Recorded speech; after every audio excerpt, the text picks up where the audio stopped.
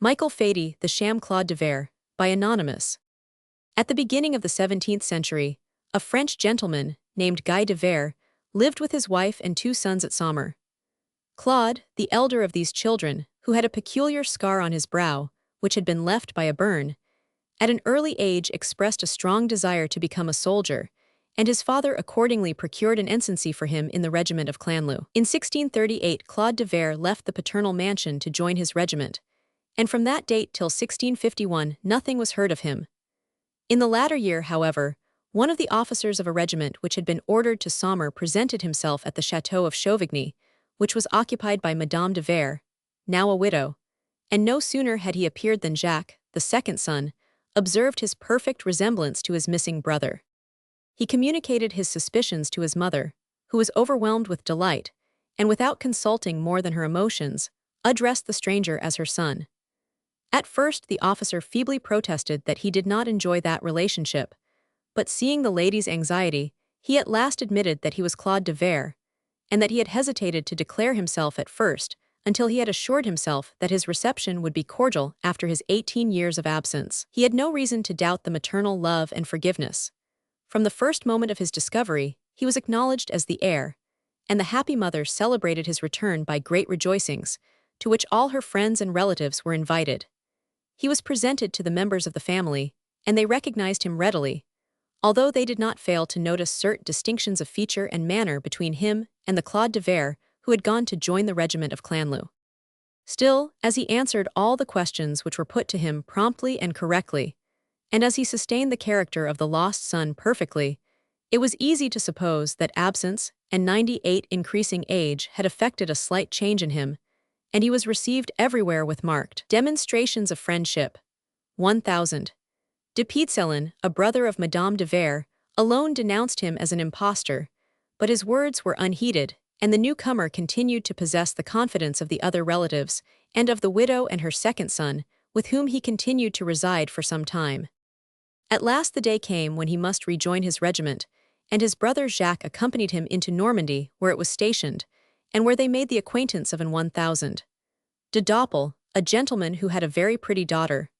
Claude de Verre soon fell over head and ears in love with this girl, who reciprocated his passion and married him. Before the ceremony, a marriage contract was signed, and this document, by a very peculiar clause, stipulated that, in the event of a separation, the bridegroom should pay a reasonable sum to Madel. De Doppel. Jacques de Verre signed this contract as the brother of the bridegroom, and it was duly registered by a notary.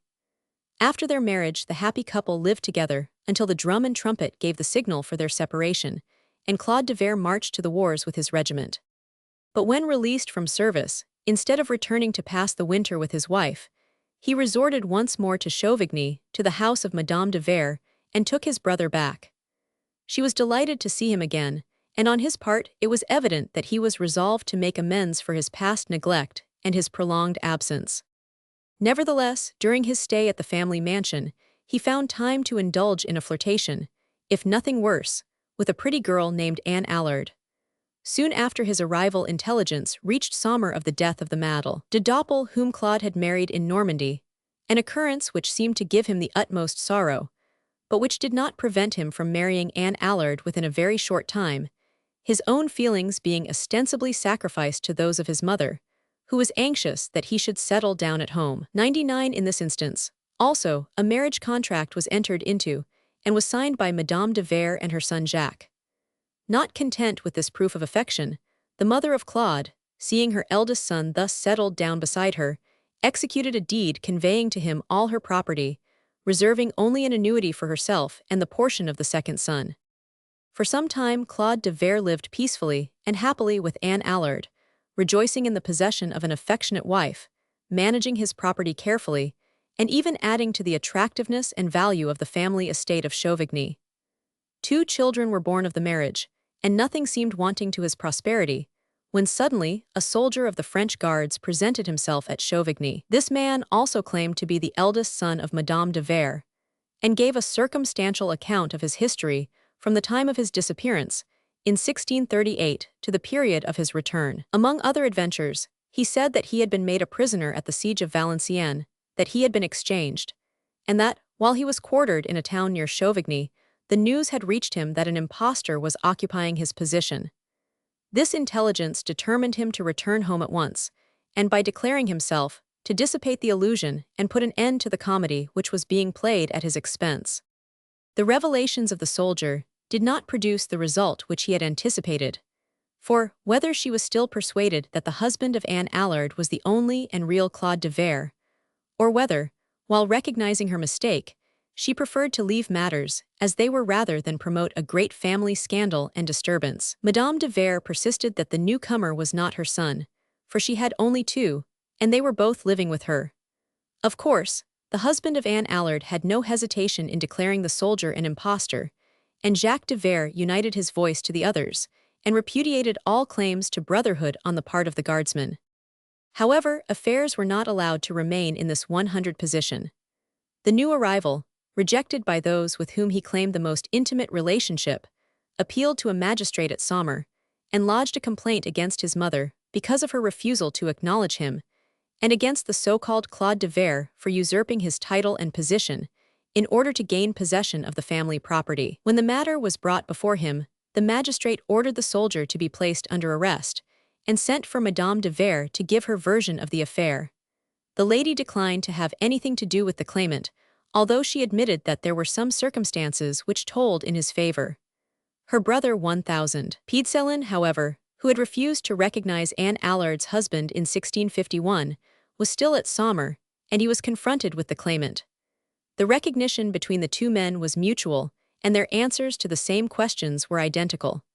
Moreover, the newcomer had the scar on his brow, which was wanting on the person of the possessor of the estate. The other relatives followed the lead of 1000. Piedselin, and ultimately it was proved that the husband of Anne Allard was an impostor, and that his real name was Michael Feydy. Consequently, on the 21st of May 1657, the criminal lieutenant of Saumur delivered sentence, declaring that the soldier of the guards was the true Claude de Verre, permitting him to take possession of the property of the deceased Guy de Verre, and condemning Michael Feydy to death. The first part of this sentence was carried out.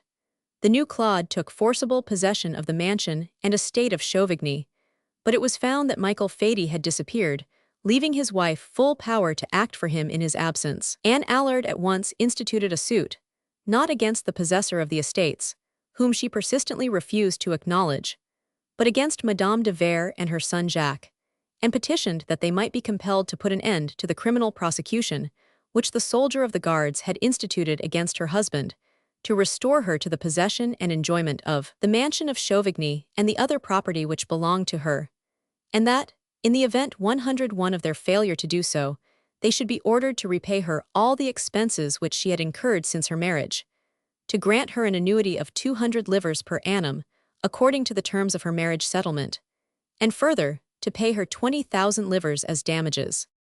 At this stage another person appeared on the scene, none other than Madame de Doppel, whom the Sham Claude had married in Normandy and whom he had reported as dead. She also had recourse to the legal tribunals, and demanded that Madame de Verre and her second son should pay her an annuity of 500 livres, and the arrears which were due to her since her abandonment by her husband, and 1,500 livres for expenses incurred by Jacques Verre during his residence with her father and mother in Normandy.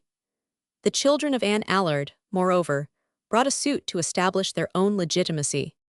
The Avocat General was of opinion that the marriage contract between Michael Feydy and Mademoiselle de Doppel should be declared void, because there was culpable carelessness on the father's part and on the girl's part alike.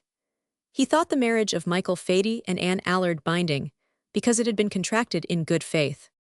Jacques de Verre he absolved from all blame, and was of opinion that since Madame de Verre had signed the marriage contract, it was only just to make her pay something towards the support of Anne Allard and her children. The Supreme Court did not altogether adopt these conclusions.